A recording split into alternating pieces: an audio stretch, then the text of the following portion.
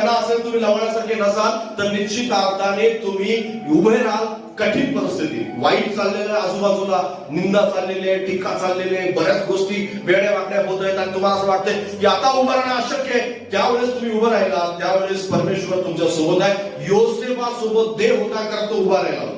आणि उभा राहिल्यामुळे काय झालं माहितीये, त्याच्यासाठी देवाची योजना जी आहे ती पूर्ण झाली. जर तू उभा राहिला नसता, पोटीपराच्या घरात असेल किंवा त्याच्या भावानी त्याला ज्यावेळेस विकलं, मारलं, खड्ड्यात टाकलं, त्यावेळेस जेलमध्ये ज्यावेळेस टाकला पडला, त्यावेळेस सुद्धा तो उभा राहिला नसता तर तू कधीच पंतप्रधान झाला नसता. पण तो पंतप्रधान झाला. याचं कारण काय माहितीये, त्या देवाची योजना पूर्ण झाली. याचं कारण काय की तो उभा राहिला.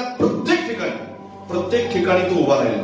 प्रत्येक ठिकाणी पाठीचा कणा त्याचा काय होता, ताट होता. तुम्ही सुद्धा ताट असलं पाहिजे, अगदी स्ट्रेट. कोणत्याही परिस्थितीमध्ये तुमचं जे जीवन आहे ते पाणी जगण्यासारखं असलंच पाहिजे. तुम्ही लवाळासारखं जर वागत राहाल आणि पाणी येईल, प्रवाह येईल,